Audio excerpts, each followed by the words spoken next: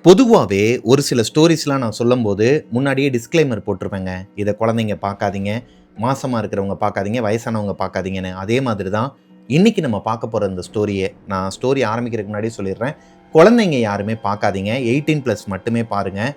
ஏன்னா இந்த ஸ்டோரி கட்டாயம் எல்லாருமே பார்க்க வேண்டிய ஒரு ஸ்டோரிங்க. அது போக குறிப்பாக பெண்கள் பார்க்க வேண்டிய ஒரு ஸ்டோரிங்க. கல்யாணம் ஆக போகிறவங்களா இருக்கட்டும், இல்லை கல்யாணம் ஆனவங்களா இருக்கட்டும். இப்போது உங்களுக்கு பக்கத்து வீட்டில் வந்துட்டு யாராச்சும் ஒருத்தவங்க உங்களுக்கு ரொம்ப நெருக்கமானவங்களா இருப்பாங்க. அக்காவோ தங்கச்சியோ அண்ணனோ தம்பியோ, இல்லை உங்கள் கூட பிறந்த அண்ணனோ தம்பியோ அப்பாவோ அம்மாவோ இருக்கிறாங்கன்னு வச்சுக்கோங்களேன். இப்போ உங்கள் வீட்டில் உங்களோட கணவருக்கும் உங்களுக்கு எதனா ஒரு பிரச்சனை வருது, உங்கள் வீட்டில் எதனா ஒரு பிரச்சனை வந்துக்கிட்டே இருக்குதுன்னு சொல்லிட்டு அவங்க கிட்ட போய் ஷேர் பண்ணும்போது உங்கள் வீட்டில் நடக்கிற எல்லாத்தையுமே சொல்ல மாட்டீங்க. கரெக்டாக அவங்க கிட்ட போயிட்டு கொஞ்சம் கொஞ்சம் தான் சொல்லுவீங்க, பட்டும் படாமலும் தான் பேசுவீங்க. அதுக்கு காரணம் என்ன? அவங்க மேலே உங்களுக்கு நம்பிக்கைங்கிறது கிடையாது.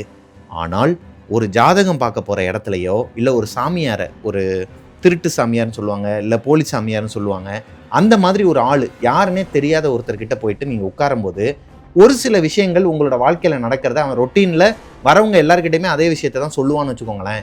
அதில் எதனா ஒன்று அவன் கரெக்டாக சொல்கிறான், ஐயோ சாமி நீங்கள் தான் எனக்கு எல்லாமேன்னு சொல்லிட்டு உங்கள் வீட்டில் நடந்த ஒரு விஷயத்த A to Z, என்னோட கணவருக்கு எனக்கும் இதுதான் பிரச்சனை, என்னோட மாமியாருக்கு எனக்கு இதுதான் பிரச்சனை, என்னோட குழந்தைக்கு எனக்கு இதுதான் பிரச்சனைன்னு சொல்லிட்டு A to Z அவங்ககிட்ட யாருன்னே தெரியாத ஒரு ஆள்கிட்ட போயிட்டு சொல்லிட்டு இருப்பீங்க. அது எவ்வளோ பெரிய தப்பு. அதனால ஒரு பொண்ணுக்கு அவங்களோட வாழ்க்கையில் நடந்த அமானுஷம் என்ன? ஒரு பொண்ணு இவ்வளோ பிரச்சனை வந்தும் அவங்களால வாழ முடியுமா? எந்த ஒரு சூசைட் தாட்டும் இல்லாமல், எந்த ஒரு நெகட்டிவிட்டியும் இல்லாமல், அது நெகட்டிவிட்டி அவங்களோட வாழ்க்கையில் இருக்குது, நெகட்டிவிட்டி மட்டும்தான் அவங்களோட வாழ்க்கையாக இருந்திருக்குது, அது எல்லாத்தையுமே கடந்து எப்படி அவங்களோட வாழ்க்கையில் சக்ஸஸ் பண்ணாங்கங்கிற ஒரு ரொம்பவே சுவாரஸ்யமான, திகிலான, அதே நேரத்தில் எல்லாருக்குமே ஒரு அவேர்னஸ் வீடியோவாக தான் இந்த ஸ்டோரி இருக்குங்க. தயவு செஞ்சு இந்த ஸ்டோரியை கேட்டுட்டு இருக்கிற குடும்பமாக இருக்கட்டும், இல்லை பெண்களாக இருக்கட்டும், எல்லாருமே கடைசி வரைக்கும் கரெக்டாக கவனிச்சிருங்க. அது போக இந்த வீடியோவை உங்கள் சர்க்கிளில் இருக்கிற பக்கத்து வீட்டுக்காரங்களுக்கோ, இல்லை உங்களுக்கு ரொம்ப க்ளோஸ் ஃப்ரெண்டு ஒரு பொண்ணு இருக்கிறாங்க, அவங்களுக்கு இப்போ தான் கல்யாணம் ஆக போகுது, இல்லை கல்யாணம் ஆனவங்க ரொம்பவே குழம்பிக்கிட்டு இருக்கிறாங்க, நான் வந்து அந்த சாமியார்ட்ட போகிறேன், இந்த சாமியார்ட்ட போகிறேன்னு சொல்லிட்டு இந்த சாமியார்களை நம்பி இருப்பாங்க இல்லையா, அவங்களுக்கு குறிப்பாக அந்த வீடியோவை தயவு செஞ்சு ஷேர் பண்ணி விட்டுருங்க. ஷோக்குள்ளே போகிறதுக்கு முன்னாடி நம்ம சேனலை சப்ஸ்கிரைப் பண்ணிடுங்க, பக்கத்தில் இருக்க பெல் ஐக்கானை தட்டி விட்டுருங்க. வாங்க ஸ்டோரிக்குள்ளே போகலாம். Welcome to our show devil's kitchen.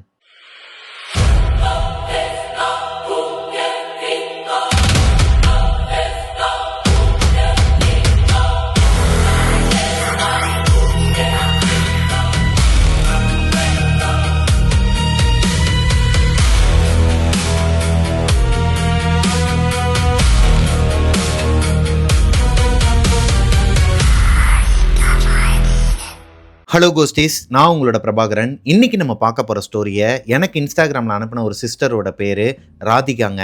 Radhika பாண்டிச்சேரியில் அவங்க வந்து ஒரு வாடகை வீட்டில் இருந்திருக்கிறாங்க. பாண்டிச்சேரியில் ராதிகாவோட வீட்டில் ராதிகாவோட அப்பா, அம்மா, அவங்களோட தங்கச்சி, இவங்க 4 பேர் தான் ஒரு அழகான குடும்பமாங்க. ஆக்சுவலாக பிறந்ததுலேருந்து வளர்ந்தது வரைக்குமே அவங்க அப்பாவும் அம்மாவும் இவங்களுக்கு கொஞ்சம் கஷ்டத்தை காட்டாமையே ரொம்பவே அவங்களால முடிஞ்ச அளவுக்கு நல்லாவே வளர்த்துருக்குறாங்கன்னு வச்சுக்கோங்க. ஆனால் அவங்க ஒரு மிடில் கிளாஸ் ஃபேமிலி தான். அப்படி இருக்கும் பட்சத்தில் இந்த ராதிகாங்கிற பொண்ணு யாருக்குமே தீங்கு விளைவிக்காம, அதாவது யாருக்குமே வந்து கெட்டது நினைக்காம, அவங்க உண்டு அவங்களோட வேலை உண்டுன்னு சொல்லிட்டு வாழ்கிற ஒரு பொண்ணுங்க. ராதிகாவை அவங்களோட அப்பா அம்மா அரேஞ்ச் மேரேஜ் தாங்க பண்ணி வச்சிருக்கிறாங்க. அரேஞ்ச் மேரேஜ் பண்ணி வச்சதுக்கப்புறமா அவங்களோட லைஃப் சுமூகமாக தான் போயிட்டு இருந்திருக்குது. 2019 அவங்களுக்கு கல்யாணம் ஆயிருக்குதுங்க. கல்யாணமான இடத்துல ஒரு புது இடம், ஒரு புதிய மனிதர், அவங்களோட அப்பா அம்மா, அதாவது மாமனார் மாமியாருங்கிறவங்க அம்மா அப்பாவாகவும் வர்றதுக்கு வாய்ப்பு இருக்குது, அதே நேரத்தில் ஒரு சாத்தானா வர்றதுக்கும் வாய்ப்பு இருக்குது. அது ஒவ்வொருத்தவங்களுக்கும் அமைகிற வாழ்க்கை முறையை பொறுத்துங்க.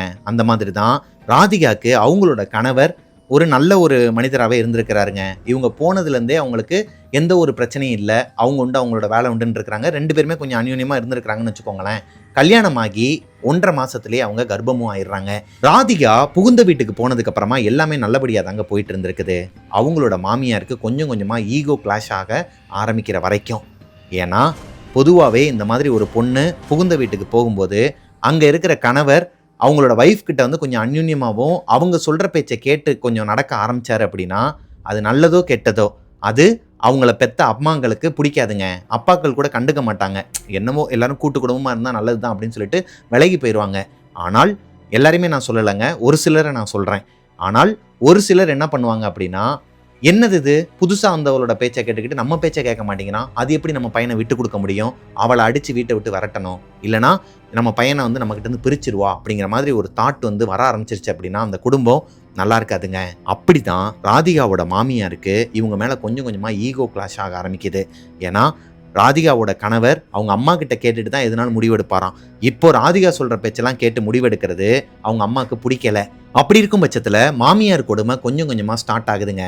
எடுத்ததுக்கெல்லாம் திட்டுறது, ஒருவேளை இவங்க எதிர்த்து பேசுனாங்கன்னா திட்டக்கூட மாட்டாங்களாம், எதிர்த்து தான் பேசுவாங்களாம். அத்தை நான் கரெக்டாக தானே பண்ணேன், ஏன் வந்து நீங்கள் வந்து என்னை குறை சொல்கிறீங்கன்னு சொல்லி கேட்டால் அவங்களோட பையன்கிட்ட சொல்லி இவங்களுக்கு திட்டு வாங்கி வைப்பாங்களாம். அவர் திட்ட தான் செய்வாராம், அடிக்கிற அளவுக்குலாம் பிரச்சனையை உண்டாக்கியிருக்கிறாங்க. ஆனால் ராதிகா மேலே அவருக்கு கொஞ்சம் கரிசனம் இருக்குதுங்க. நம்மளை நம்பி வந்த பொண்ணு, நம்ம தான் பார்த்துக்கணுங்கிற அந்த ஒரு அன்பு இருக்கிற காரணத்தினால அவரை அடிக்கலை. எப்பப்பெல்லாம் வாய்ப்பு கிடைக்குதோ அப்பப்பெல்லாம் அவங்களோட மாமியார் இவங்களோட கணவர்கிட்ட வந்துட்டு பேட்டு கொடுக்கறது, இந்த கொசு பேட்டெல்லாம் எடுத்து இதை வச்சு அட்றாவில் அடித்து மண்டையை ஓடுறா, என்னடா பேசிக்கிட்டே இருக்கிறா, நீ பாட்டு கேட்டுக்கிட்டே இருக்கிறங்கிற மாதிரிலாம் உசுப்பேத்தி விடுவாங்களாம். இருந்தாலும் ராதிகாவோட கணவர் அதுக்கெல்லாம் வந்து இடம் கொடுக்கவே இல்லை. அது அவங்களோட மாமியாருக்கு இன்னுமே இரிட்டேஷனாக அமைஞ்சிருக்குதுங்க. என்னடா அது நம்ம எவ்வளோ சொன்னாலும் கேட்க மாட்டான்னு சொல்லிட்டு அவங்க என்ன பண்ணாங்கிறதுலாம் இவங்களுக்கு தெரியாதாங்க. ராதிகா 2.5 மாதம் கர்ப்பிணியாக இருக்கும்போது அவங்க வயிற்றுல கரு இருக்குது. இருந்தாலும் அவங்க மாமியார் வந்து இன்னுமே வம்பிழுத்துக்கிட்டே தான் இருப்பாங்களாம், இவங்களை கவனிச்சிக்கவும் மாட்டாங்களாம். அதே நேரத்தில் அவங்க பையனை கொம்பு சீவி விட்டுக்கிட்டே இருந்திருக்கிறாங்க. ஒரு நாள் அவங்க பையன் செம்ம கடுப்பில் வந்திருக்கிறாரு. அதாவது ஒர்க் ப்ரெஷரில் வீட்டுக்கு வரும்போது அவங்க அம்மா சும்மா இல்லாமல் ஏற்றி விட்டு இவங்கள திட்டு வாங்க வச்சுருக்கிறாங்க. இப்போது ராதிகா ஒரு கட்டத்துக்கு மேலே பொறுமையை இழந்து சொல்ல ஆரம்பிக்கிறாங்க அவங்க ஹஸ்பண்டுக்கிட்ட, உங்கள் அம்மாவுக்கு நான் இங்கே இருக்கிறது பிடிக்கல, அதனால தான் உன்னை வந்து கொம்பு சீவி விட்டுக்கிட்டே இருக்கிறாங்க, உங்களுக்கும் நான் இங்கே இருக்கிறது பிடிக்கலன்னா நான் என்னோட அம்மா வீட்டுக்கே போகிறேன்னு சொல்லிட்டு சொல்லும்போது அவர் கடுப்பாகி ஒரு வார்த்தையை விடுறாருங்க. இந்த வார்த்தை கொஞ்சம் கொஞ்சமாக பெரிய சண்டையாக வெடிக்குது. இப்போது ராதிகாவுக்கும் அவங்களோட கணவருக்கும் நடுவில் ஒரு கேப் விழுகுதுங்க.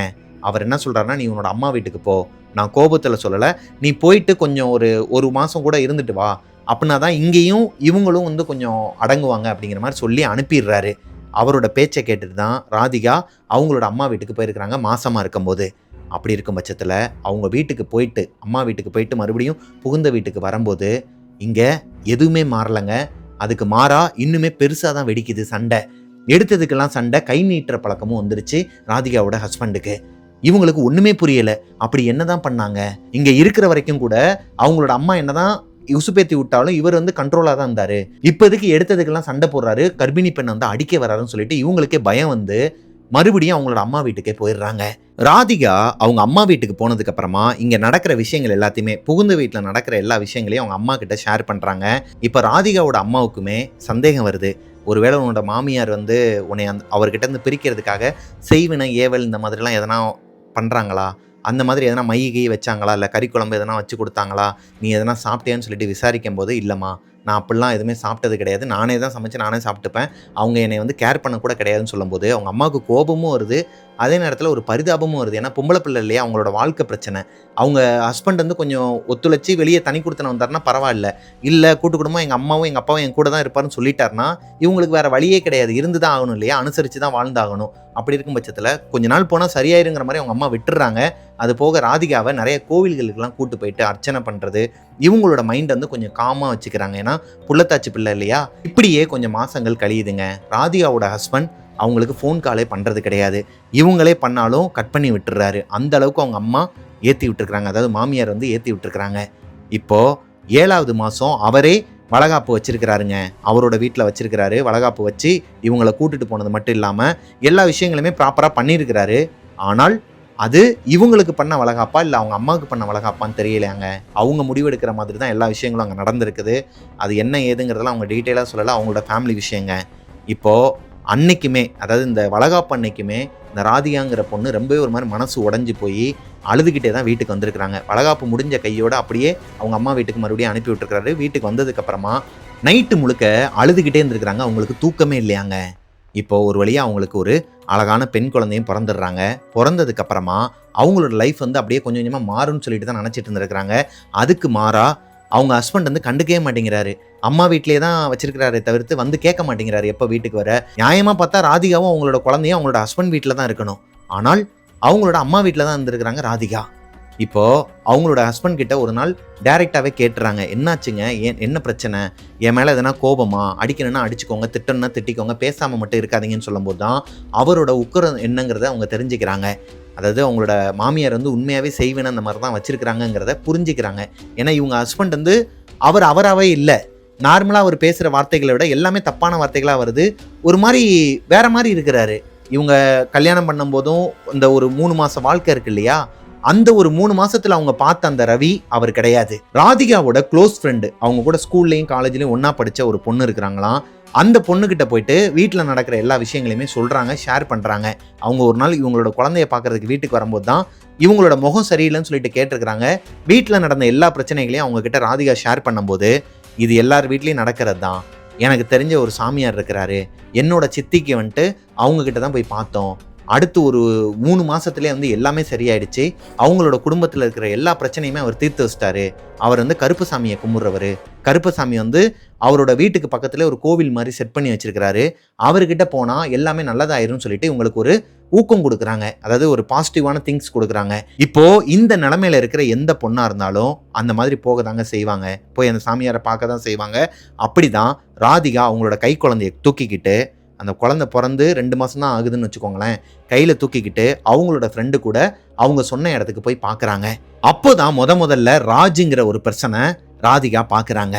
இந்த ராஜுங்கிறவர் யாருன்னா, கருப்பசாமிக்காக தன்னோட வாழ்க்கையவே அர்ப்பணித்து ஒரு கோவில் வச்சு பூசாரியாக அவரே வந்து இருந்து அவரும் அவரோட அம்மாவும் பக்கத்துலேயே ஒரு வீடு எடுத்து வாழ்ந்துட்டு இருக்கிற ஒரு குடும்பமாங்க. அவருக்கு அப்பா கிடையாதான். அப்படி இருக்கும் பட்சத்தில் வீடே ஒரு மாதிரி மங்களகரமாக இருக்குது. அந்த கருப்பசாமி கோயிலுக்கு போனதுக்கு அப்புறமா இவங்களுக்கும் ஒரு மாதிரி பாசிட்டிவாக இருந்திருக்குதுங்க எனர்ஜி. இப்போ இவங்க அவர் கேட்க எல்லா விஷயங்களையும் புட்டு வைக்கிறாங்க. இந்த மாதிரி என்னோட மாமியார் பண்ணிட்டாங்க அப்படிங்கும்போது அவர் அடித்து சொல்கிறாரு சூடத்தில், உங்களோட மாமியார் தான் செய்வனை வச்சுருக்கிறாங்க உங்கள் ஹஸ்பண்டுக்கு. உங்களோட ஹஸ்பண்டே உங்களை தேடி வர மாதிரி நான் பண்ணுறேன். அது மாதிரி உங்களோட குழந்தை மேலேயும் அவருக்கு அன்பே கிடையாது. பார்க்கவே வந்திருக்க மாட்டாரே. ஆமாம், பார்க்கவே வரல, அதான் நானே சொன்னேனே அப்படிங்கும்போது, ஆமாம் அதுக்கு தான் உண்டான அந்த ஒரு விஷயங்கள் எல்லாத்தையுமே நான் பண்ணுறேன்னு சொல்லிட்டு கொஞ்சம் காசு வாங்கிட்டு இவங்களை அடுத்து ஒரு 4 நாள் கழித்து வர சொல்லியிருக்கிறாரு. அது போக அவங்களோட வீட்டுக்கும் கூட்டு போயிருக்கிறாரு. அவங்க அம்மா கிட்டே இன்ட்ரோடியூஸ் பண்ணி வச்சு ரொம்பவே நல்லபடியாக எல்லாமே சொல்லியிருக்கிறாருங்க. இந்தந்த பூஜையெல்லாம் பண்ண போகிறோம், இந்தந்த விஷயங்கள்லாம் பண்ண போகிறோம், இது எல்லாரோட வீட்லையும் நடக்கிறதான்னு சொல்லிட்டு ஆஸ் யூஸ்வல் பேசுகிற மாதிரியே பேசியிருக்கிறாரு. இப்போ ராதிகா முழுக்க அவங்கள நம்பிடுறாங்க. அது போக ராதிகாவோட அம்மாவையும் ராதிகா கூட்டு போகிறாங்க, அந்த கோவிலுக்கு கூட்டு போகிறாங்க. ராதிகாவோட அம்மாவுக்குமே அந்த ராஜுங்கிற பையனை பிடிச்சிருக்குது. அது போக அவங்களோட அம்மாவையும் பிடிச்சிருக்குது. ஏன்னா இவங்களோட லைஃப்காக அந்த பையன் வந்து ரொம்ப கேர் பண்ணிக்கிறான். ரொம்ப வந்து இந்த மாதிரியான விஷயங்கள்லாம், சில விஷயங்கள்லாம் சாமியாருங்கிறத தாண்டிலும் கேர் பண்ணி நிறையா விஷயங்கள்லாம் சொல்கிறான். அப்படிங்கிற பட்சத்தில் ரொம்பவே பிடிச்சிருதுங்க. இப்போ ராதிகா அந்த சாமியார் ராஜ் இருக்கிறார் இல்லையா, அவர் சொல்கிறது எல்லாத்தையுமே கேட்க ஆரம்பிக்கிறாங்க, காசு கொடுக்க ஆரம்பிக்கிறாங்க. முழுக்க நம்பிக்கை வருதுங்க அவங்களுக்கு ராஜ் மேலே. அதுக்கு என்ன காரணம்னு பார்த்தீங்கன்னா, இவங்களுக்கு கருப்பசாமினா என்ன காடுனே தெரியாதாங்க. சத்தியத்துக்கேன்னு அவங்க சொன்னது தான் நான் சொல்கிறேன். கருப்பசாமின்னு ஒரு காடு இருக்கிறதே அவங்களுக்கு தெரியாதான். இப்போ இந்த ராஜுங்கிறவர்கிட்ட போனதுக்கு அப்புறமா தான் கருப்பசாமியை வந்து அங்கே நேரில் அந்த சிலையை பார்த்ததுக்கு அப்புறமா தான் இவங்க யூடியூப்ல அடிச்சு பார்க்கறது கருப்பசாமினா யாருங்கிறதையே தெரிஞ்சுக்க ஆரம்பிச்சிருக்கிறாங்க. இப்போ அந்த இது எல்லாத்தையுமே தெரிஞ்சுக்கிட்டதுக்கு அப்புறமா கருப்பசாமி மேல ஒரு பெரிய பக்தி வருது, இவர் மேல ஒரு பெரிய நம்பிக்கை வருது ராஜ் மேல. ராஜ் என்ன சொல்றாருன்னா, உன்னோட புருஷன் உன்னை விட்டு போகாம நான் வந்து கட்டு போட்டு வச்சிருக்கிறேன் அப்படிங்கிற மாதிரி சொல்றாரு. இவங்களுக்கு அந்த வேர்டு வந்து புதுசா இருக்குதுங்க. ஏன் கட்டு போட்டு வைக்கிறதுனா புரியல. இல்லை, உன்னோட மாமியார் வந்து எப்படி ஒரு கட்டு போட்டு அதாவது அவங்களோட பையனை வந்து அவங்க கிட்ட தக்க வச்சுக்கணும்னு நினைக்கிறாங்களோ, அதே மாதிரி உன்னோட புருஷனை உன் கூட வந்து சேர்த்து வைக்கிறதுக்காக அவனை நான் கட்டு போட்டு வச்சிருக்கிறேன் அப்படிங்கிற மாதிரி சொல்லிட்டு சில விஷயங்கள்லாம் சொல்றாரு. ஒரு இடத்துல ஒரு கருப்பசாமி கோயில் இருக்குது, அங்கே போயிட்டு நீ படையல் போடணும். அதாவது இவங்களோட வீட்டுக்கு பக்கத்தில் தான் அந்த இடம் இருக்குதாங்க. ஒரு 6-7 கிலோமீட்டர் போகணுமா, ஸ்கூட்டிலேயே போயிடலாமா. அப்படி இருக்கும் பட்சத்தில் அந்த கோவிலுக்கு போயிட்டு நீ படையல் வைக்கணும். இந்த அவர் கருப்பசாமிக்கு உண்டான அந்த சரக்கு அப்புறம் சுருட்டு இதெல்லாம் வாங்கி கொண்டு போய் வைப்பாங்க இல்லையா, அந்த மாதிரி நான்வெஜ்லாம் போட்டு அவருக்கு நீ படையல் போட்டு நான் சொல்கிற டேட்டில் வந்துட்டு போய் பாரு அப்படிங்கிற மாதிரி நிறைய விஷயங்கள்லாம் சொல்கிறாரு ராஜ். இப்போ கொஞ்சமாக ராதிகாவோட அம்மாவுக்கு இந்த ராஜ் மேலே வெறுப்பு வர ஆரம்பிக்குது. நம்பிக்கை தன்மை வந்து கொஞ்சமாக குறைஞ்சிருது. இவன் ஏதோ ஒரு ஃப்ராடுத்தனம் பண்ணுறானோ அப்படிங்கிற மாதிரி ராதிகா கிட்ட சொல்லும் போது ராதிகாக்கு இந்த அளவுக்கு கோபம் வந்ததே கிடையாதாங்க. அவங்களோட லைஃப்பில் கத்தி விட்டுருக்குறாங்க அவங்க அம்மாவையே. என்ன பேசிகிட்டு இருக்கிற, அவர் தான் எனக்கு எல்லாமே, அவர் தான் வந்து எல்லாமே எனக்காக பண்ணிகிட்டு இருக்கிறாரு, நீயே அதை சொன்னேல, இப்போ என்ன உனக்கு ஒரு மாதிரி இதாக இருக்குதா, காசு கொடுக்கறது உன் காசை வாங்கி கொடுக்குறேன்னு சொல்லிட்டு உனக்கு எதனா இதாகுதா. ஏன்னா இவங்க வந்து வேலை பார்த்துட்டு இருந்திருக்கிறாங்க, ஒரு கம்பெனியில் வேலை பார்த்துட்டு இருந்திருக்கிறாங்க. கல்யாணத்துக்கு அப்புறமா அவங்களோட மாமியார் தான் வேலைக்கே போகக்கூடாதுன்னு சொல்லிட்டு இவங்கள உட்கார வச்சிருக்கிறாங்க. அதில் தான் இவங்களுக்கு பிரச்சனையே ஆரம்பிச்சிருக்குதுங்க அவங்களோட வீட்டில். அது போக இவங்க வந்து சம்பாரிச்சிட்டு இருக்கிறது அவங்களோட மாமியாருக்கு பிடிக்கல. இப்போ இவங்க கிட்ட சேவிங்ஸில் இந்த காசு எல்லாத்தையுமே ஆல்மோஸ்ட் இந்த ராஜுக்கிட்டையும் அதுக்கு முன்னாடியே நிறைய கோவில்கள் சாமியார்னு சொல்லிட்டு இவங்க இழந்துட்டாங்க. அப்படி இருக்கும் பட்சத்தில் ராதிகா அவங்க அம்மா கிட்ட தான் காசு வாங்கி கொடுத்துட்டு இருக்காங்க. அந்த காசு கொடுக்கறதுக்காக தான் அவங்க அம்மா அப்படி சொல்கிறாங்கங்கிற பட்சத்தில் அவங்க அம்மாவையும் திட்டி விட்டுறாங்க. இவங்க 2 பேருக்குள்ளே ஒரு பெரிய கிளாஷ் வந்து அவங்க அம்மாவும் இப்போ ராதிகா கூட பேச மாட்டாங்க. அப்படி இருக்கும் பட்சத்தில் ராதிகா மட்டும்தான் ஸ்கூட்டி எடுத்துக்கிட்டு தனியாக அவங்களுக்கு உண்டான அந்த படையலுக்கு வைக்க வேண்டிய எல்லா திங்ஸையும் வாங்கி அவங்களோட வெஹிக்கிளில் வச்சுக்கிட்டு போவாங்களாங்க. ஃபர்ஸ்ட் டைமாக இந்த ராஜு சொன்ன அந்த கோவிலுக்கு இவங்க போகும்போது ஒரு சின்ன யானை இவங்களுக்கு பின்னாடி வந்திருக்குது. ஒரு டாடா ஏஜ் வந்து இவங்களுக்கு பின்னாடி வந்திருக்குது. இவங்களுக்கு முன்னாடி ஒரு 150-200 மீட்டர் டிஸ்டன்ஸில் ஒரு பிரைவேட் பஸ்காரன் அம்மா வந்திருக்கிறான். அவன் வர ஸ்பீடுக்கு கண்டிப்பாக இவங்களை அடிச்சிருப்பானாங்க. எப்படி வந்து இடிச்சாங்க, என்ன நடந்துச்சுன்னே இவங்களுக்கு அந்த ஒரு செகண்டில் ஒரு மாதிரி கதி கலங்கி போய் நின்றுருக்குறாங்க. பின்னாடி வந்த சின்ன யானை வந்து இவங்களோட வெஹிக்கிளில் இடித்து ஸ்கூட்டி கவுந்து இவங்க கீழே விழுந்துட்டாங்க. இவங்க மட்டும் இல்லைங்க, இவங்களுக்கு பக்கத்தில் வந்து இன்னொரு பைக்காரருமே கீழே விழுந்து அவருக்கு தலையில் சரியான அடியாக பிளட் எல்லாம் லீக் ஆகி அவருக்கு ஆம்புலன்ஸ்லாம் வர வச்சு ஏற்றி விட்டுட்டு இருக்கிறாங்க. ஆனால் இவங்க கீழே விழுந்த உடனே அந்த ஃப்ராக்ஷன் ஆஃப் த செகண்டில் யாரோ ஒருத்தர் இவங்கள வந்து தாங்கி பிடிச்ச மாதிரி இருந்திருக்குதுங்க. அது யாரு என்னங்கிறதுலாம் இவங்களுக்கு தெரியல. யாரோ ஒருத்தவங்க தாங்கி பிடிச்சி கீழே அப்படியே மெதுவாக வச்ச மாதிரியான ஒரு உணர்வு இவங்களுக்கு இருந்திருக்குது. என்னமோ ஏதோன்னு சொல்லிட்டு எல்லாரும் ஓடி வந்து பார்த்தா இவங்களுக்கு சின்னதாக ஒரு ஸ்க்ராட்ச் கூட இல்லையாங்க, உடம்புல சின்னதாக ஒரு தடம் கூட இல்லையா. அது போக இவங்க இந்த கருப்பனுக்குன்னு சொல்லிட்டு கொண்டு வந்தாங்க இல்லையா படையலுக்குன்னு, அந்த திங்ஸ் எதுவுமே உடையலையாங்க, சாஞ்சி மட்டும்தான் இருந்திருக்குது. அப்படி இருக்கும் பட்சத்தில் இவங்களுக்கே ஒன்றுமே புரியலைங்க. இன்னுமே கருப்பை மேலே நம்பிக்கை வர ஆரம்பிக்குது. அந்த சாமி தான் நம்மளை காப்பாற்றிருக்கிறாருன்னு சொல்லிட்டு அங்கேருந்து வீட்டுக்கு போகாமல் எங்கேயுமே உட்காராமல் நேராக அந்த கோவிலுக்கு போயிட்டு படையலை போட்டிருக்கிறாங்க. அங்கே இருக்கிற பூசாரி என்ன சொல்லியிருக்கிறாருன்னா, அம்மா உனக்கு வந்து ஒரு பெரிய கண்டம் வந்துகிட்டு இருக்குது, கருப்பன் உன் கூடயே வந்து காப்பாற்றுவான் அப்படிங்கிற மாதிரி சொல்லியிருக்கிறாரு. இதுவுமே அவங்களுக்கு என்ன தோணியிருக்குதுன்னா, அந்த ராஜுங்கிற பர்சனை தான் இவங்க குறிப்பிட்டு சொல்கிறாங்கன்னு சொல்லிட்டு அகைன் அந்த ராஜ் சொல்கிற மாதிரியே எல்லா வேலைகளையும் பார்க்க ஆரம்பிக்கிறாங்க. படையல் போடுறது, அவனுக்கு காசு கொடுக்கறது, அவர்கிட்ட போயிட்டு பேசுறது, இது எல்லாத்தையுமே கண்டினியூ பண்ணிட்டு தாங்க இருந்திருக்கிறாங்க. ஒரு நாள், அதாவது இந்த ராஜ்கிட்ட போயிட்டு கரெக்டாக 1 மாதம் முடியும் போது 30வது நாள் இவங்களோட வீட்டுக்கு ஒரு லெட்டர் வருதுங்க. டைவர்ஸ் நோட்டீஸ் விட்டுருக்கிறாரு. ராதிகாவோட ஹஸ்பண்ட் வந்து டைவர்ஸ் நோட்டீஸ் அனுப்பியிருக்கிறாரு. ராதிகாவுக்கு ஒரு மாதிரி தூக்கி போடுதுங்க. இந்த 1 மாதமும் ராஜோட பேச்சை கேட்டு எல்லா விஷயமும் இந்த படையல்ல இருந்து எல்லாமே பண்ணியிருக்கிறாங்க. அவங்களோட உடம்பை வருத்தி நிறைய விஷயங்கள்லாம் பண்ணியிருக்கிறாங்க. இந்த மண் சோறு சாப்பிட்றது அது இதுன்னு சொல்லிட்டு எல்லாமே பண்ணியிருக்கிறாங்கன்னு வச்சுக்கோங்களேன். அப்படி இருக்கும் பட்சத்தில் அவன் சொன்ன மாதிரி எதனால் இவங்களோட ஹஸ்பண்ட் இவங்க கூட வந்து சேரலை, நார்மலாக இருந்த சண்டை எதனால் டைவர்ஸ் வரைக்கும் போகணும், இவங்களுக்கு ஒன்றுமே புரியலைங்க. இப்போ ராதிகா கோபமாக அந்த லெட்டரை எடுத்துக்கிட்டு, இந்த டைவர்ஸ் நோட்டீஸ் அனுப்பியிருக்கிறார் இல்லையா, அதை எடுத்துக்கிட்டு ராஜோட பீடத்துக்கு போகிறாங்க. அந்த கருப்பையாவோட பீடத்துக்கு போயிட்டு கருப்பையாக்கிட்டையும் உட்காந்து அழுகிறாங்க. அதை வீட்டில் சொல்லலையாங்க. அவர்கிட்ட போயிட்டு அழுது சொல்கிறாங்க, நீ என்னமோ சொன்ன, நீ சொன்னது எல்லாத்தையுமே நான் பண்ணேன், எல்லா படையிலுமே வச்சேன், ஆனால் என்னோட கணவர் வந்து என்கிட்ட வரலையே அப்படிங்கிற மாதிரி கேட்கும்போது, இன்னொரு 2 மாதம் மட்டும் டைம் கொடு, நான் எப்படி உன்னோட ஹஸ்பண்டை உன்னை நோக்கி ஓடி வர வைக்கிறேன்னு பாரு, உனக்கு 2 மாதம்லாம் நான் டைம் கொடுக்க மாட்டேன், ஒரே வாரம் தான் டைமு, இந்த 1 வாரத்தில் நீ எதுனா பண்ணு, அப்படி பண்ணலைன்னா நான் வந்து இதுக்கப்புறம் உன்னை நம்புற மாதிரி இல்லைன்னு சொல்லிட்டு கோவமாக சொல்லிட்டு அங்கேருந்து வந்துடுறாங்க. அங்கேருந்து வந்ததுக்கப்புறமா அடுத்த 1 வாரத்தில் சொல்லி வச்ச மாதிரி ராதிகாவோட ஹஸ்பண்ட் ராதிகாவோட வீட்டுக்கே வந்து அவங்கக்கிட்ட, அவங்க அப்பா அம்மா கிட்ட எல்லார்கிட்டையுமே பேசி சமாதானமாக பேசி இவங்கள அவங்களோட வீட்டுக்கு கூட்டு போயிருக்கிறாருங்க, குழந்தையும் ராதிகாவையும். இவங்களுக்கே ஒரு மாதிரி ஆச்சரியம். அப்போ ராஜ் வந்து சொன்ன மாதிரியே பண்ணிட்டான், நம்ம தான் தேவையில்லாமல் அவனை திட்டோமோன்னு சொல்லிட்டு இவங்களுக்குள்ளே ஒரு கில்ட்டினஸ் வருது. இப்போது இதை ராஜுக்கிட்ட ஃபோன் பண்ணி சொல்கிறாங்க. ராதிகாவோட ஹஸ்பண்ட் அங்கே இருக்கும் போதே, அவங்களோட அம்மா வீட்டில் இருக்கும் போதே அவன் என்ன சொல்கிறான்னா, நான் ஒரு பையன்கிட்ட ஒரு தகடு கொடுத்து விட்றேன், அதை நீ வந்து உன்னோட புகுந்த வீட்டில் போகும்போது உள்ளே வச்சுக்கோ, நீ யூஸ் பண்ணுற இடத்துல உன்னோட ரூமில் வச்சுக்க, அதுதான் உனக்கு சேஃப்டி, உங்கள் மாமியாரே நினச்சாலும் உன்னை இதுக்கப்புறம் எதுவுமே பண்ண முடியாது, இது கருப்பையாவோட தகடுன்னு சொல்லிட்டு ஒரு மந்திரிச்ச தகடை ஒரு பையன்கிட்ட கொடுத்து விட்டுருக்குறான். அதையும் வாங்கிக்கிட்டு அவங்களோட புகுந்த வீட்டுக்குள்ளே என்ட்ரி ஆகிருக்கிறாங்க ராதிகா.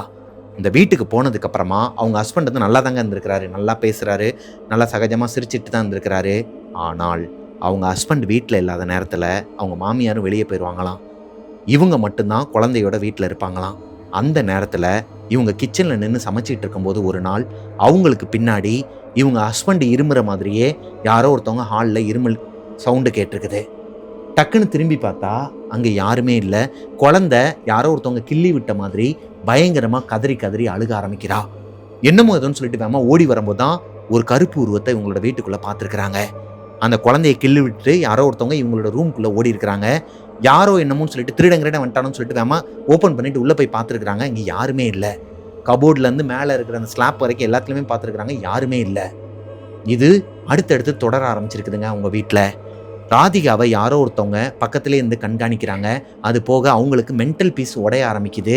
அவங்க கணவரே கரெக்டாக இருந்தாலும் அவங்க கணவரை இவங்க திட்ட ஆரம்பிக்கிறாங்க, இவங்க சண்டை போட ஆரம்பிக்கிறாங்க, அவங்க மாமியாரை இவங்க வம்புக்கு இழுக்கிறாங்க. அவங்களா நார்மலாக இருந்தால் கூட இவங்களோட வாய் வந்து சும்மா இருக்க மாட்டேங்குது.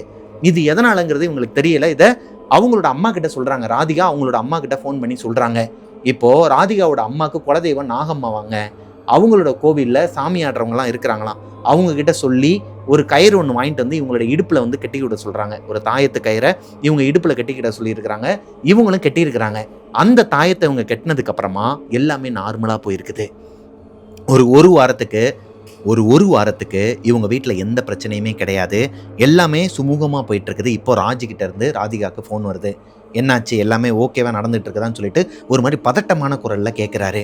இப்போ ராதிகாவும் சொல்கிறாங்க எல்லாமே ஓகே தான், நடுவில் மட்டும் ஒரு கருப்பு உருவம் வர்றது, என்னோட ஹஸ்பண்ட் மாதிரியே யாரோ ஒருத்தவங்க என் பக்கத்தில் வந்து எனக்கு தப்பான ஒரு டச் இருக்குது அப்படிங்கிற மாதிரி சொல்லும்போது, இல்லை ஏதோ ஒன்று தப்பாக இருக்குது, இப்போ அந்த மாதிரி உனக்கு இல்லை அப்படிங்கிற மாதிரி கேட்குறான். ஆமாம், இந்த மாதிரி நாகம்மா கோயிலில் வந்துட்டு என்னோட அம்மா வந்து வாங்கிட்டு வந்து கொடுத்தாங்கன்னு சொல்லி எல்லாத்தையுமே சொல்லிடுறாங்க.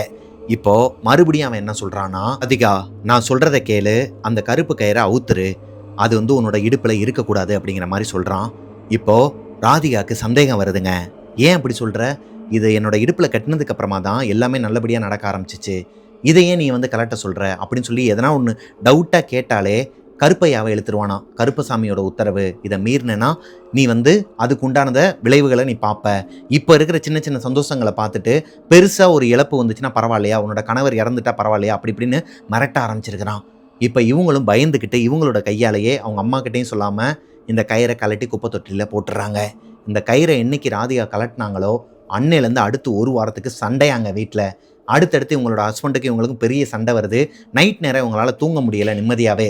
ஏன்னா பக்கத்தில் அவங்க ஹஸ்பண்ட் மாதிரியே யாரோ ஒருத்தவங்க படுத்துக்கிட்டு பேட் டச் பண்ணுற மாதிரியான ஒரு உணர்வு இந்த பொண்ணுக்கு இருந்திருக்குதுங்க. சொல்லவும் முடியாமல் மெல்லவும் முடியாமல் ரொம்பவே ஒரு மாதிரி செத்து வாழ்ந்துட்டு இருந்திருக்கிறாங்க.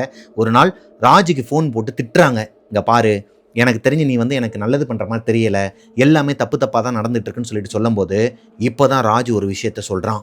இங்கே பாரு, நீ வந்து எனக்கு ஃப்ரெண்டு கிடையாது, ஃப்ரெண்டுக்கும் மேலே நீ என் கூட இருந்தால் தான் உனக்கும் நல்லது எனக்கும் நல்லது, இது கருப்பையாவோட உத்தரவு, இதை நீ வந்து மீறக்கூடாது அப்படின்னு சொல்லிட்டு அழுக ஆரம்பிக்கிறான். என்னடா பேசுகிற, நான் வந்து உன்னை வந்து ஒரு ஃப்ரெண்டாக கூட பார்க்கல, உன்னை வந்து ஒரு சாமியார், உன்னை நம்பி நீ எனக்கு ஒரு வாழ்க்கை கொடுத்த சாமியாக தான் நான் உன்னை பார்த்தேன், நீ என்னடானா இப்படியெல்லாம் பேசிகிட்டு இருக்குன்னு சொல்லிட்டு இவங்க திட்டும்போது, இல்லை நான் வந்து சாபம் விட்டேன்னா உன்னால் வாழவே முடியாது, நீ என் கூட தான் வாழணும், இந்த கருப்பையாவோட பீடத்தில் தான் நீ நானும் என்னோட வீட்டில் தான் வாழணும், உனக்காக நான் என்ன வேணாலும் பண்ணுவேன் அப்படிங்கிற மாதிரி என்னென்னமோ பேச ஆரம்பிக்கிறான். இவங்களுக்கு பயந்து கை கால்லாம் நடுக்கம் கொடுக்க ஆரம்பிக்குதுங்க. என்னென்னமோ பேசுகிற, ஏன்டா உன்னை நம்பி தானடா எல்லாமே நான் பண்ணேன் அப்படிங்கிற மாதிரி சொல்லும்போது திரும்ப அவன் சொல்கிற ஒரே விஷயம், உன் புருஷன் வந்து உனக்கு ஏற்றவன் கிடையாது, நீ ஏன் கூட வந்துருங்கிறதுல மட்டும்தான் அவனோட மோட்டிவேஷன் இருந்திருக்குதுங்க. இப்போ தான் ராதிகாவுக்கு அவன் யாருங்கிறதே தெரிய வருது. கருப்பசாமியோட பேரை வச்சுக்கிட்டு இந்த மாதிரி வர பெண்களெல்லாம் ஒரு மாதிரி வேற விஷயத்துக்கு யூஸ் பண்ணுற ஒரு பேட் பர்சன்ங்கிறத இவங்க தெரிஞ்சுக்கிறாங்க. ராதிகா என்னைக்கு ராஜுக்கிட்ட இப்படி திட்டி ஃபோனை கட் பண்ணாங்களோ அடுத்த ஒரு வாரத்தில் மறுபடியும் அவங்களோட ஹஸ்பண்டுக்கும் இவங்களுக்கு சண்டை வந்து அவங்களோட அம்மா வீட்டிலேயே குழந்தையோட விட்டுட்டு போயிடுறாரு. அது போக மறுபடியும் டிவோர்ஸ் பண்ணணுங்கிற அந்த பேச்சும் அடிப்படுத்துங்க. இவங்களுக்கு என்ன பண்ணுறதுனே தெரியலை. ரொம்ப அழுதுகிட்டு இருக்கும்போது தான் ஒரு கிறிஸ்டின் ஃப்ரெண்டு இருக்கிறாங்களாம் இவங்களுக்கு, ராதிகாவுக்கு. அவர் மூலமாக ஒரு தாத்தா ஒருத்தர் தெரிய வராரு. அவர் இசக்கியம்மனை வச்சு வழிபடுறவராம். அவர் வந்து இந்த வெத்தலையில் மை போட்டு பார்க்குறது, அப்புறம் ஒருத்தவங்கள பார்த்தாலே அவங்களோட கஷ்டம் என்னங்கிறது தெரிஞ்சுக்கிற ஒரு பர்சனாங்க. அப்படி இருக்கும் பட்சத்தில் அங்கே போகிறாங்க. இன்னுமே இவங்க வந்துட்டு வேற ஒரு சொல்யூஷனை பார்க்கல, இன்னொரு சாமியாரை தான் பார்த்து போகிறாங்கன்னு வச்சுக்கோங்களேன். இப்போது இங்கேருந்து அவர்கிட்ட போகிறாங்க. அந்த ஐயா கிட்ட போனதுக்கப்புறமா அவர் இவங்களை பார்த்தோன்னையுமே சொல்கிறாரு, என்னம்மா ரொம்ப அடிபட்டு வாழ்க்கையவே வந்து ஒரு மாதிரி வெறுத்து போய் வந்திருக்கிற, நீ வந்து நம்பக்கூடாத ஆட்களெல்லாம் நம்பி ஏமாந்துட்டேம்மா உன்னோட லைஃப்பில், நல்ல வேளை இப்போயாச்சும் உனக்கு வந்து அந்த கருப்பை வந்து ஒரு கண்ணை காட்டினார்ல அப்படிங்கிற மாதிரி சொல்லும்போது இவங்களை அறியாமலே இவங்களுக்கு அழுக வந்து அவரோட காலில் விழுந்து அழுக ஆரம்பிச்சிருக்கிறாங்க. ஒன்றும் கவலைப்படாதமா, இந்த எலுமிச்சம்பழத்தை வந்து எடுத்து நீயே உன்னோட கையால் வெட்டி அதை ஸ்மெல் பண்ணு அப்படின்னு இருக்கிறாரு. இவங்களுக்கு ஒன்றுமே புரியலை, எதுக்கு எலுமிச்சம்பழத்தை எடுத்து வெட்டி அதை ஸ்மெல் பண்ணணும். சரி சொல்கிறாருன்னு சொல்லிட்டு வெட்டி எடுத்து ஸ்மெல் பண்ணியிருக்கிறாங்க. மஞ்சள் ஸ்மெல் வந்திருக்குதுங்க. ஐயா மஞ்சள் ஸ்மெல் வந்திருக்குது அப்படிங்கும்போது இவங்களுக்கே புரியலை, எப்படி எலுமிச்சம்பழத்தை வெட்டினா உள்ளுக்குள்ளே மஞ்சள் ஸ்மெல் வரும், அந்த எலுமிச்சம்பழத்தோட ஸ்மெல்லு தானே ஹெவியாக அடிக்கும். ஆனால் இவங்களுக்கு மஞ்சள் ஸ்மெல் வந்துச்சாங்க.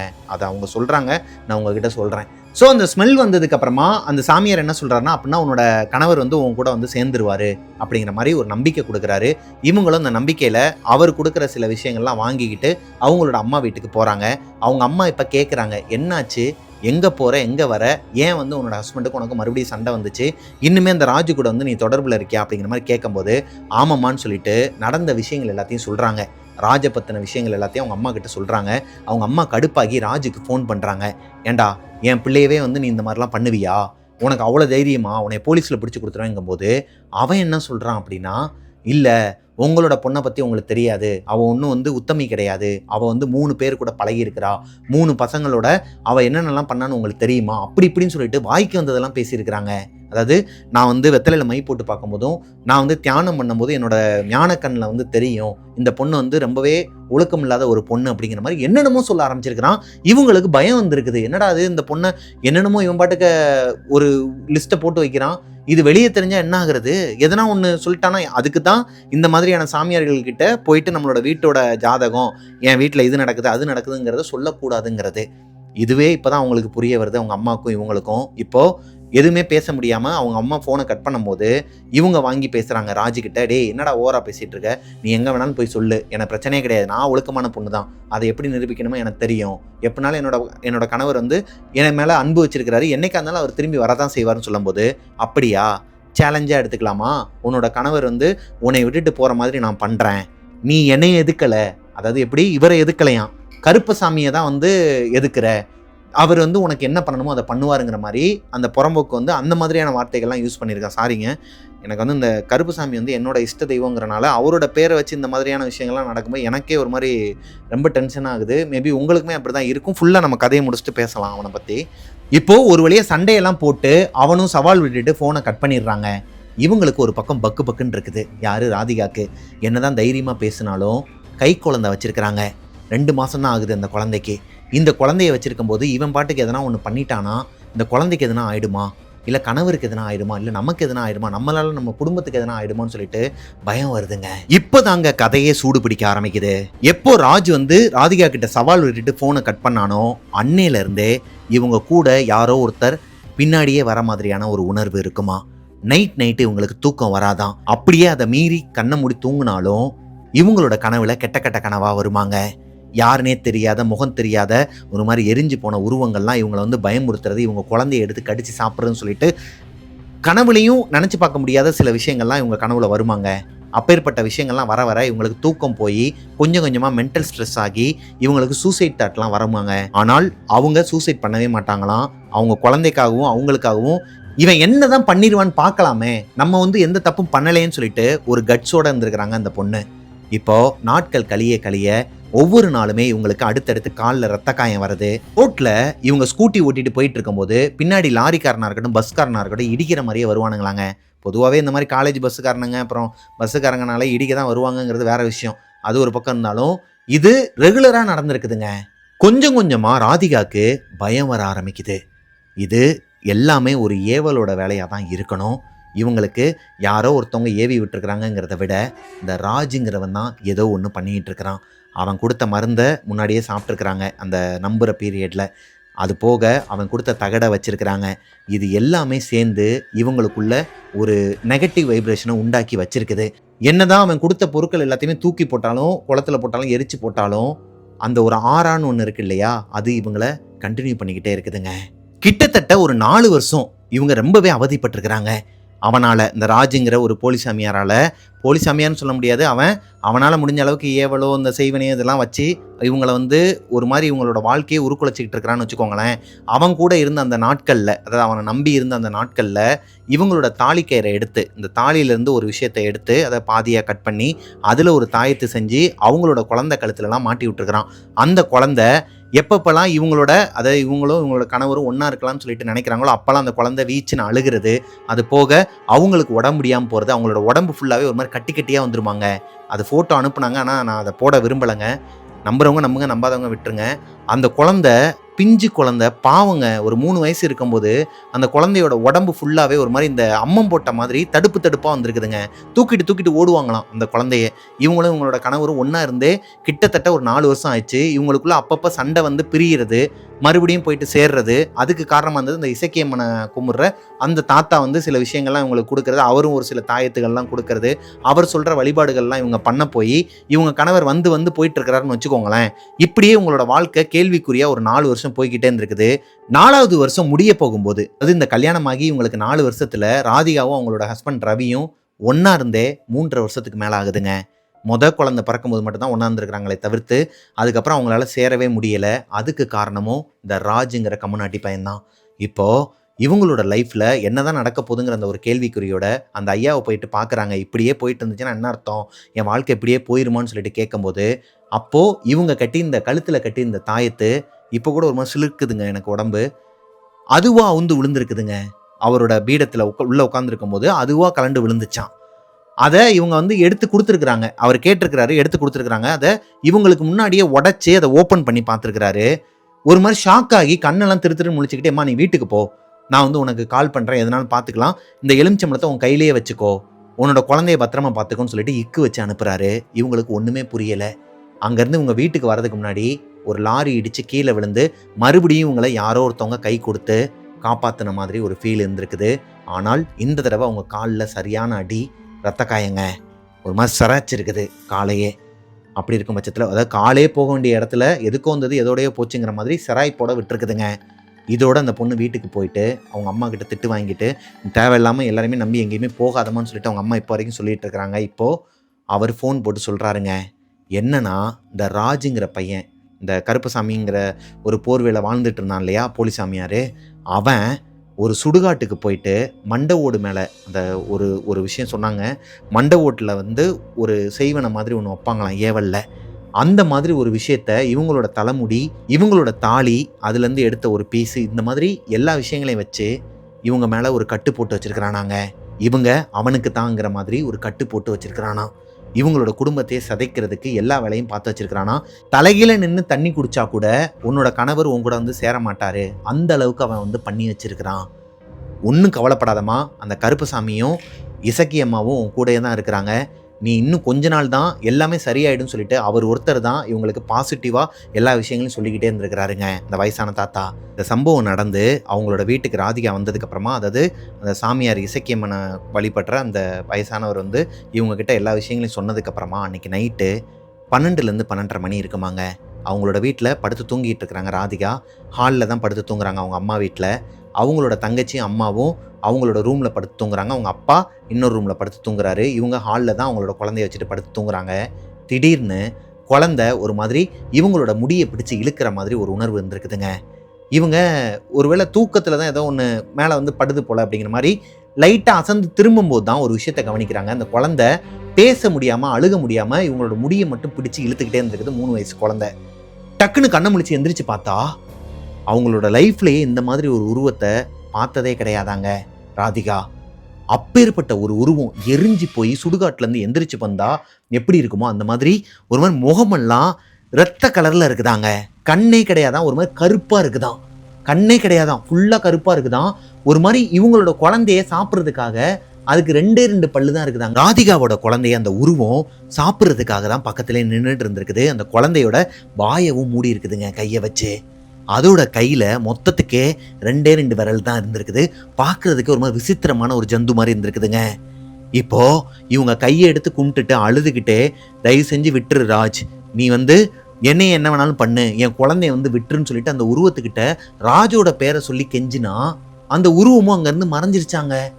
அடுத்த நாள் காலையில் அந்த சாமியாருக்கு ஃபோன் போட்டு சொல்கிறாங்க, ஐயா இந்த மாதிரிலாம் நைட்டு நடந்துச்சுன்னு சொல்லும்போது, உன்னோட குழந்தையோட கழுத்தில் இருக்கிற அந்த தாயத்தை கலட்டினியாமா அப்படிங்கிற மாதிரி கேட்குறாரு.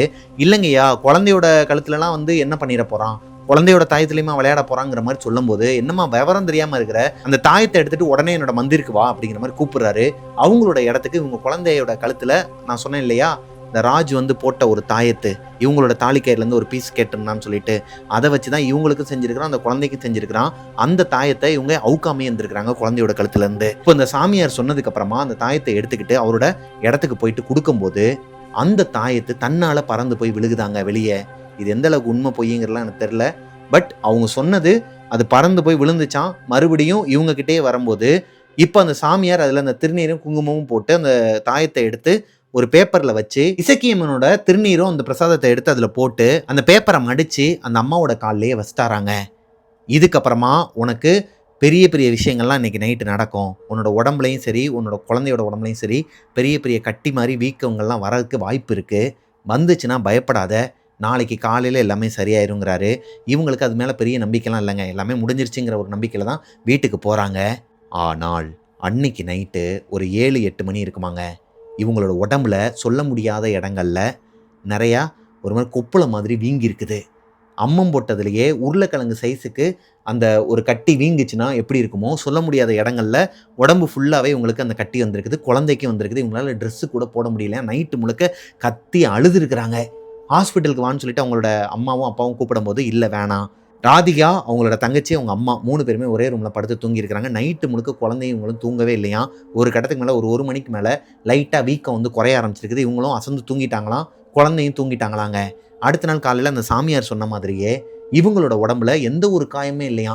வந்ததுக்கு உண்டான தடை மட்டும்தான் இருக்குதாங்க. இப்போ அந்த தாத்தா ஒரு 15 நாள், அதாவது இந்த இசக்கியம்மனை வழிபடுற அந்த தாத்தா என்ன சொல்கிறாருன்னா ராதிகா கிட்ட, எனக்கு ஒரு 15 நாள் மட்டும் டைம் கொடுமா, நான் எல்லாத்தையுமே முடிச்சு கொடுத்துட்றேன். இதுதான் எண்டு பீரியட் நினச்சிக்கோ. 15வது நாள் உன்னோட கணவர் உன்னை தேடி வீட்டுக்கு வருவார், இது இசக்கியம்மா மேலே சத்தியம்னு சொல்லிட்டு சத்தியம் பண்ணி கொடுத்துட்றாரு. இப்போது அவர் சொன்ன மாதிரியே 15 நாளைக்கு இவங்களுக்கு ஏகப்பட்ட தடங்கல்கள், அதாவது தூக்கத்துக்கு தடங்கள், சாப்பிட முடியல, வாமிட் பண்ணுறது, இவங்க உடம்பு வந்து கொஞ்சம் கொஞ்சமாக ஊத ஆரம்பிக்கிறாங்க. 58 கிலோ இருந்த இந்த பொண்ணு கொஞ்சம் கொஞ்சமாக 65 கிலோ ஆகுறாங்க ஒரே வாரத்தில். அது போக உடம்பு கொஞ்சம் கொஞ்சமாக ஊத ஆரம்பிக்குது. நல்லா அழகாக இருந்த பொண்ணு கொஞ்சம் கொஞ்சமாக ஒரு மாதிரி ஆகிட்டே வராங்கங்க. இது இவங்களுக்கு ஸ்ட்ரெஸ்னாலையும் இருக்கலாம், அதே நேரத்தில் இந்த ராஜுங்கிற ஒரு பர்சன் இவங்க மேலே விட்ட அந்த ஏவல்னாலையும் இருக்கலாங்கிறது இவங்களுக்கே தெரியுங்கிற பட்சத்தில் அதை கண்டுக்க மாட்டாங்க. உயிர் தான் இப்போதைக்கு முக்கியம். அது போக அவங்களோட கணவரோட சேர்ந்து வாழணும், அவங்களோட அந்த பெண் குழந்தைக்கு அப்பாவோட அரவணைப்பு கிடைக்கணுங்கிறது மட்டும்தான் இவங்களுக்கு மோட்டிவாக இருந்திருக்குது. அவர் சொன்ன மாதிரியே 15வது நாள் ராதிகாவோட ஹஸ்பண்ட் அவங்களோட வீட்டுக்கு வந்திருக்கிறாரு, அவங்க அப்பா அம்மாவை கூப்பிட்டுக்கிட்டு. மாமியாரும் இந்த தடவை ரொம்பவே காமாக ஒரு மாதிரி பேசி எல்லாருக்கிட்டையும் சாரி கேட்டு, அவங்க கணவர் வந்து எல்லாருக்கிட்டையும் சாரி கேட்டு, நானும் ராதிகாவும் இதுக்கப்புறம் தனி கொடுத்து நடந்துக்கிறோம், யாரோட வீட்டுக்கும் யாரும் போக வேணாம், நீங்களாம் அப்பப்போ ஃபங்க்ஷனுக்கு மட்டும் வீட்டுக்கு வாங்கன்னு சொல்லிட்டு ரொம்பவே மாறுதல் இருந்திருக்குதுங்க அவர்கிட்ட. இவங்களுக்கு ஒரு மாதிரி தூக்கி போட்டிருக்குது. என்னடா அது, நம்மளோட ஹஸ்பண்ட் தான் இந்த மாதிரிலாம் பேசுகிறாரா? ஏன்னா இவ்வளோ விஷயம் அந்த பொண்ணோட வாழ்க்கையில் நடந்து சூசைட் வரைக்கும் போய் அதெல்லாம் பண்ணாமல் எல்லா விஷயங்களையும் அவங்க கண்ணால் பார்த்து வாழ்க்கையே நொந்து நூடுல்ஸ் ஆகி போய் உட்கார்ந்துருக்கிற அந்த பொண்ணுக்கு மறுபடியும் அவங்களோட வாழ்க்கை அவங்க கையில் வருதுங்கும் போது அந்த சந்தோஷத்துக்கு ஈடு இணையே கிடையாதுங்க. அதுவும் 4 வருஷம் கழிச்சு. இப்போது அவ்வளோ சந்தோஷத்தில் அவங்க கணவரோட அந்த குழந்தைய தூக்கிக்கிட்டு அவங்க வீட்டுக்கு போயிடுறாங்க. வேலூரில் அவங்க கணவருக்கு ஒரு ஜாப் கிடைக்கிது. வேலூருக்கு போயிடுறாங்க. வேலூரில் கட்டிக்கிட்டு இருக்கிற ஒரு வீடை அவங்க கணவர் வாங்கிடுறாருங்க. அதுவுமே இவங்க கிட்ட பெர்மிஷன் கேட்டு தான் வாங்கியிருக்கிறாரு. இவங்களோட வாழ்க்கை அதுக்கப்புறமா சுமூகமாக ரன் ஆக ஆரம்பிச்சிருக்குது. நடுவில் சின்ன சின்ன பிரச்சனைகள், சண்டைகள்லாம் வருமா. ஒரு நாள் நைட்டு இவங்களோட கணவர் வந்து வெளியூருக்கு ஒரு வேலை விஷயமா போயிருக்கிறாரு. வெளியே யாரோ நிற்கிற மாதிரியே ஒரு உணர்வு இருந்திருக்குது இந்த பொண்ணுக்கு. என்னடான்னு சொல்லிட்டு ஓப்பன் பண்ணி பார்த்தா ராஜோட உருவத்தில் யாரோ ஒருத்தவங்க நிற்கிற மாதிரி இருந்திருக்குது. டக்குன்னு கண்ணை தொடச்சிட்டு பார்த்தா அங்கே யாருமே இல்லையாங்க. அது போக வெளியே இந்த ஸ்ட்ரீட் டாக் எல்லாமே ஒன்று சொன்ன மாதிரி இப்படி ஊழ விடுறது, குலைக்கிறதுன்னு சொல்லிட்டு இவங்களுக்கு ஒரு மாதிரி கொலை நடுங்கி போயிருக்குது. இவங்களுக்கு மறுபடியும் அந்த ராஜோட ஞாபகங்கள் வர ஆரம்பிக்குது. ஒருவேளை இவங்க தங்கி இருக்கிற இடம் இந்த ராஜுக்கு தெரிஞ்சிருச்சா, இன்னுமே ஃபாலோ பண்ணுறானா, இல்லை அவனோட ஏவல் செய்வினை மூலமாக இவங்கள ஃபாலோ பண்ணுறானா, இவங்க குடும்பத்தை கெடுத்துருவானாங்கிற ஒரு பயம் மறுபடியும் ராதிகாவோட மனசுக்குள்ளே வருதுங்க. இப்போது அவங்களுக்கு அதையும் தாண்டி ஒரு பெரிய நம்பிக்கைனா கருப்பசாமி. கருப்பண்ணசாமினா யாருன்னே தெரியாத ஒரு பொண்ணுக்கு இந்த ஒரு விஷயத்து மூலமா கருப்பசாமிக்குள்ளே போயிட்டு என்னதான் இந்த ராஜுங்கிறவன் கருப்பசாமியோட பேரை வச்சு ஏமாத்தினாலும் அந்த கருப்பசாமி இவங்களை கைவிடலையாங்க. கொஞ்சம் கொஞ்சமாக தான் இவங்களுக்கு ஒரு விஷயம் தெரிய வருது. இவங்க கீழே விழுகும்போது, தடுக்கி விழுகும்போதெல்லாம் இவங்களை வந்து பிடிக்கிறது, இவங்களை காப்பாற்றுறது, எதுக்கோ வந்தது எதோடையோ போக வைக்கிறது எல்லாமே அந்த கருப்பண்ணசாமி தானாங்க. இதை அந்த இசக்கியம்மன் சாமியை கும்பிட்ற அந்த சாமி இருக்கிறார் இல்லையா, அந்த வயசானவர், அவரே சொல்லியிருக்கிறாரு, கருப்பனோட துணை உனக்கு இருக்கிற வரைக்கும் யமனாலையும் உன்னை வந்து எதுவும் தொட முடியாது அப்படிங்கிற மாதிரி நம்பிக்கை கொடுக்குறாரு. அதே மாதிரி தான் இவங்க வீட்டுக்கு வெளியே சுருட்டு ஸ்மெல்லும், அது போக இப்படி ஒரு சலங்க சத்தமும் அன்டைமில் கேட்குமா. எப்பப்பெல்லாம் இவங்களுக்கு நெகட்டிவாக ஒரு எனர்ஜி தோணுதோ, இவங்க வீட்டுக்குள்ளே இவங்கள தாண்டி வேற யாரோ ஒருத்தவங்க இருக்கிறாங்கன்னு தோணுதோ, இப்போ எனக்கு ஒரு மாதிரி உடம்பெல்லாம் சிலுக்குதுங்க. அப்போலாம் வெளியே இந்த மாதிரி ஒரு சலங்க சத்தமும் சுருட்டு ஸ்மெல்லும் வருமா, அந்த கருப்பன் இவங்க கூடயே இருக்கிறதா இப்போ வரைக்கும் நம்பிட்டு இருக்கிறாங்க. அதுதான் உண்மையும் கூட ப்ரோ அப்படிங்கிற மாதிரி சொன்னாங்க. அது போக நடுவில் இவங்களோட ஹஸ்பண்டுக்கு சண்டை வந்துக்கிட்டே இருக்குமாங்க. இவங்க 6 படை ட்ரிப் ஒன்று வந்து அரேஞ்ச் பண்ணலாம்னு சொல்லிட்டு அவங்க கணவரே தான் கேட்டிருக்கிறாங்க ராதிகா கிட்ட. இவங்க கூட கேட்கல, அவரே கேட்டுட்டு அதை பற்றி எதுவுமே பேசாமல் இருந்திருக்கிறாரு. இவங்களுக்கு வீட்டுக்குள்ளேயே இருக்கிறதுக்கு போர் அடிக்குதுன்னு சொல்லிட்டு அவர்கிட்ட போய் கேட்கும்போது அவருக்கும் இவங்களுக்கும் மறுபடியும் சண்டை வெடிக்க ஆரம்பிக்குது. இது ஆஸ் யூஸ்வல் கணவன் மனைவிக்குள்ளே வரக்கூடிய ஒரு சண்டை தாங்க. இதுக்கெல்லாம் போயிட்டு சாமியாரை பார்க்குறவங்களாம் இருக்கிறாங்க இன்னுமே இந்த நாட்டில், இந்த ஊரில். அப்படி இருக்கும் பட்சத்தில் நம்ம எதுவுமே பண்ண முடியாதுங்க. ஆனால் இவங்க இப்போ போய் பார்க்கல. இவங்க வந்து கொஞ்சம் வெயிட் பண்ணுறாங்க. சரி சரியாயிரும்னு சொல்லிட்டு அவங்களோட வேலையை பார்த்துட்டு இருக்கும்போது அவங்களோட கணவரே அந்த ட்ரிப்பை பிளான் பண்ணி இவங்களை கூட்டு போகிறாரு. அப்போ தான் மதுரையில் இருக்கிற அந்த அழகர் கோயிலில் 18ஆம் படி கருப்பனை போய் பார்க்கறதுக்கு ஒரு வாய்ப்பு கிடச்சிருக்குதுங்க. இவங்க கணவர் கூட்டு போயிருக்கிறாரு தற்செயலாக. இவங்க கருப்பு சாமியை தான் கும்பிட்றாங்க. இந்த மாதிரி ராஜுங்கிற பர்சன்கிட்ட ஏமாந்தாங்க. இந்த மாதிரி இசக்கேமன் சொல்லிட்டு ஒரு சாமி கிட்ட போயிட்டு இந்த விஷயங்கள்லாம் பண்ணிட்டு இருக்கிறாங்க. இது எதுவுமே அவங்க கணவருக்கு தெரியாதாங்க. அப்படி இருக்கும் பட்சத்தில் அவங்க குடும்பத்தில் அவங்க அம்மாவுக்கு அவங்க வீட்டாளுங்க எல்லாருக்குமே தெரியும். அவங்க கணவருக்கு மட்டும்தான் தெரியாதான், அவங்க கணவர் வீட்டாளுகளுக்கு மட்டும்தான் தெரியாதான். அப்படி இருக்கும் பட்சத்தில் இவங்க அந்த 18ஆம் படியான போயிட்டு கும்பிடும்போது இவங்களோட உடம்பை சிலுத்து இருக்குதுங்க.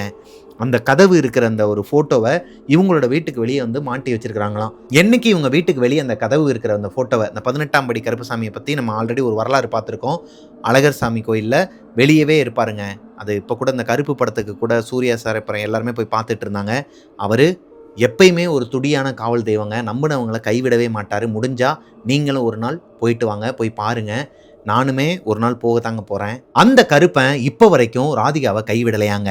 இப்போ அவங்க ரொம்பவே சந்தோஷமாக அவங்களோட குழந்தையோடையும் அவங்களோட கணவரோடையும் அவங்களுக்கான அந்த வாழ்க்கையை வாழ ஆரம்பிச்சிட்டாங்க. அந்த ராஜுங்கிற பர்சன் அடுத்து இவங்களோட வாழ்க்கையில் வரவே இல்லையாங்க. அதுக்கு காரணமும் அந்த கருப்பன் தானாங்க. அப்படியே அடியோடு அவன் இருக்கானா இல்லையா, செத்துட்டானான்னு கூட இவங்களுக்கு ஆச்சரியப்படுறதுக்கு இல்லையாங்க. அவன் என்ன ஆனாங்கிறது இவங்களுக்கு தெரியவே தெரியாதான் இப்போ வரைக்குமே. அண்ணாமலையாரும் கருப்பண்ணசாமியும் இசக்கியம்மனும் இவங்களோட கூட இருக்கிற வரைக்கும் என்னோட குடும்பத்தை வந்து யாராலையும் அசைச்சிக்க முடியாது அப்படிங்கிற மாதிரி இந்த கதையை சொல்லி முடிச்சிட்டாங்க. இதோட அவங்க சொன்ன விஷயங்களை நான் என்னோட ஸ்டைலில் உங்ககிட்ட நரேட் பண்ணி முடிச்சிட்டேன். இந்த கதையில் அவங்களோட பெயர்களோ அவங்களோட ஊரோட பெயர்களோ எதுவுமே மென்ஷன் பண்ண வேணான்னு சொன்ன காரணத்தினால நான் எல்லாமே புனைப்பெயர்களை தான் சொல்லியிருக்கிறேன். ஆனால் இந்த மதுரைக்கு போனது, இந்த அழகர் சாமி கோயில் வந்து 18ஆம் படி கருப்பசாமி கோயிலுக்கு போனது, இது எல்லாமே உண்மைதாங்க. நான் இதுலேருந்து என்ன சொல்ல வரேன்னா, அவங்களுமே இதை உங்ககிட்ட சொல்ல சொன்னாங்க. என்னதான் பெஸ்ட் ஃப்ரெண்டாக ஒருத்தர் கூட நம்ம பழகினாலும் அது சாமியாரோ இல்லை யாராக வேணாலும் இருக்கட்டும், அவங்கக்கிட்ட நம்மளோட குடும்பத்தோட விஷயத்த சொல்லக்கூடாது. எல்லாத்தையுமே ஓப்பனாக பேசக்கூடாது. ஏன்னா எல்லாருமே ஒரு சந்தர்ப்பத்துக்காண்டி வெயிட் பண்ணிட்டு இருக்கிறவங்க தான். இங்கே ஆணாக இருக்கட்டும் பொண்ணாக இருக்கட்டும் ஒரு மாதிரி சபலப்படுறதுக்கு, அதாவது சபலப்படுத்துறதுக்கு இங்கே அவ்வளோ பேர் காத்துக்கிட்டு இருக்கிறாங்க. அதில் அந்த ட்ராப்பில் நீங்கள் வந்து மாட்டிக்கக்கூடாது.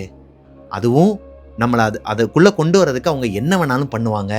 எப்படி வேணாலும் இந்த மை வைக்கிறது அதெல்லாம் தாண்டிலும் ஒரு கடவுள் நம்பிக்கைங்கிறது உங்களுக்கு இருந்துச்சுன்னா அதுலேருந்து நீங்கள் வெளியே வந்துடலாம். கடவுள் நம்பிக்கை என்னைக்கு மூட நம்பிக்கையாக மாறுதோ அன்னைக்கு உங்களோட வாழ்க்கை கேள்விக்குறியாக மாறுங்க. இது நான் உங்ககிட்ட சொல்கிறது. கடவுள் மேலே நம்பிக்கை வைங்க, அதுக்குன்னு மூட நம்பிக்கை வைக்காதீங்க, மூட நம்பிக்கையாக இருக்காதீங்க. எவனோ ஒரு சாமியாரை நம்பி, எவனே தெரியாத ஒருத்தரை நம்பி உங்களோட வீட்டில் நடக்கிறது எல்லாத்தையுமே ஒப்பிக்காதீங்க. அவன் உங்கள் வீட்டுக்கு நல்லது பண்ணுறான்னு மட்டும் கனவுல கூட நினச்சி பார்த்துறாதீங்கம்மா.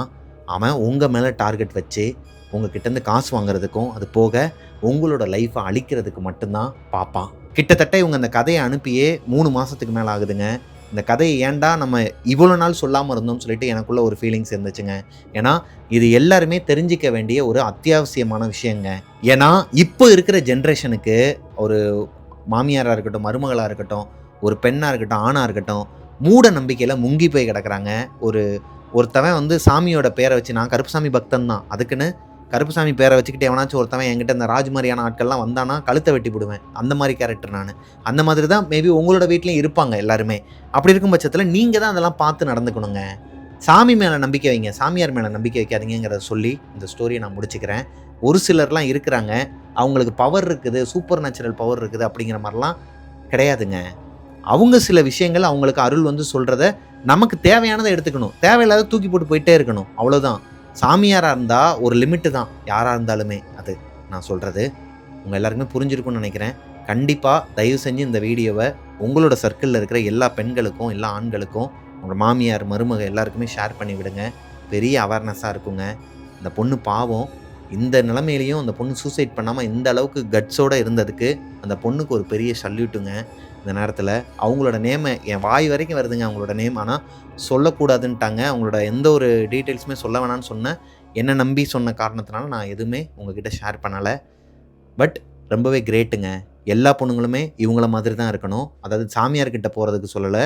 ராதிகா மாதிரி ஒரு கட்ஸ் பவரோட இருங்க. எதுக்குமே பயப்படாதீங்க. முடிஞ்ச அளவுக்கு எல்லா விஷயங்களையும் தவிர்த்துருங்க. யார்கிட்டையும் எந்த ஒரு விஷயத்தையும் ஷேர் பண்ணாதீங்க. உங்களோட கணவன் மனைவி சண்டைங்கிறது வரத்தாங்க செய்யும். வரலைன்னா அது ஒரு உறவே கிடையாது சொல்லப்போனால். எனக்கு எப்போ பார்த்தாலும் என் புருஷன் என்னை கொஞ்சிக்கிட்டே இருக்கணும், எப்போ பார்த்தாலும் என் பொண்டாட்டி என்னை கொஞ்சிக்கிட்டே இருக்கணும்னு சொல்லிட்டு உட்காந்துட்டு இருந்தோம்னா, அது கடவுளுக்கே அந்த மாதிரி நடக்காதுங்க. கடவுளுக்கே அந்த மாதிரி நடக்காது. நமக்கு எப்படி நடக்கும்? அதுக்காக வந்து என் பொண்டாட்டி என் கூட சண்டை போட்டான், என் புருஷன் வந்து என் கூட சண்டை போட்டான், அவனை வந்து நான் டைவர்ஸ் பண்ணிடுவேன், அவளை நான் டைவர்ஸ் பண்ணிடுவேன். அது அவளுக்கு எதனா ஒன்று வைக்கணும், அவனுக்கு எதனா ஒன்று வைக்கணும், அவங்க அம்மா பேச்சை கேட்டு தக்க தக்கன்னு ஆடுறான். இதெல்லாம் விட்டுருங்க. இது எல்லாமே உங்கள் மண்டையில் வந்து விதைச்சி வச்சிருக்கிறாங்க. இதுலேருந்து கொஞ்சம் கொஞ்சமாக வெளியே வரதுக்கு ட்ரை பண்ணுங்கள். Thank you so much. இந்த ஸ்டோரி பிடிச்சிருந்துச்சுன்னா லைக் பண்ணிடுங்க. உங்களோட வாழ்க்கையிலும் இதே மாதிரி எதனா ஒரு அமானுஷம் நடந்திருக்குது, அதை என்கிட்ட ஷேர் பண்ணணும்னு நினச்சிங்கன்னா பிரபாகரன் அஃபிஷியல் மிஸ்டர் பிரபாகரன்ங்கிற இன்ஸ்டாகிராம் ஐடிக்கு எனக்கு இன்பாக்ஸ் பண்ணுங்கள். என்னோட ஐடியில் ப்ளூ டிக் இருக்குங்க. அதாவது பிரபாகரன் அஃபிஷியல் பிரபாகரன் ராதாகிருஷ்ணன் இருக்கும். Writer and director, CEO of AB entertainment சொல்லிட்டு அந்த ஐடி இருக்கும். இப்போ நீங்கள் பார்த்துட்டு இருக்க அந்த ஐடி தான். எதனால் இவ்வளோ டீட்டெயிலாக சொல்கிறேன்னா, எவனே தெரியாத ஒருத்தவன் என்னோட பேரில் வந்து ஒரு ஃபேக் ஐடி கிரியேட் பண்ணி வச்சுருக்கிறான். எல்லாருமே வந்து நீங்கள் ஸ்டோரி எனக்கு அனுப்பும்போது ரொம்ப கேர்ஃபுல்லாக இருங்க. ஃபேக் ஐடிக்கு அனுப்பிடாதீங்க. எல்லாருக்குமே கட்டாயமாக உங்களோட ஸ்டோரியை நான் பார்த்துட்டேன்னா நான் ரிப்ளை பண்ணுவேன் வாய்ஸ் மெசேஜில். நானே பேசுவேன். உங்ககிட்ட வந்து நானே பேசுவேன். அதுதான் நான். மற்றபடி யாரையுமே தயவு செஞ்சு நம்பிடாதீங்கம்மா. தயவு செஞ்சு யாருக்கும் உங்களோட பர்சனல் டீட்டெயில்ஸோ எதையுமே சென்ட் பண்ணிடாதீங்க. இந்த நாய் யாருங்கிறத நான் தேடிக்கிட்டு தான் இருக்கிறேன். நான் என்னோடய இன்ஸ்டாகிராம்லேயும் போட்டிருக்கிறேன், ஸ்டோரியும் போட்டிருக்கிறேன் மென்ஷன் பண்ணி. நிறைய பேர் பார்த்துருப்பீங்க. நம்மளோட கம்யூனிட்டி போஸ்ட்லேயுமே நான் வந்து போட்டிருந்தேன். அவனை போய் ரிப்போர்ட் பண்ணி யார் என்னங்கிறத அதை நான் பார்க்க தான் போகிறேன்னு வச்சுக்கோங்களேன். நீங்களுமே உங்களால் முடிஞ்ச அளவுக்கு அந்த ஐடியா வந்து ரிப்போர்ட் அடிங்க. யார் என்னன்னு பார்க்கலாம். யாருமே யாருக்கிட்டையும் ஏமாந்துடாதீங்க. Thank you so much. நெக்ஸ்ட் ஒரு சூப்பரான ஸ்டோரியில் மீட் பண்ணுற வரைக்கும் டாட்டா, பாய் பாய்.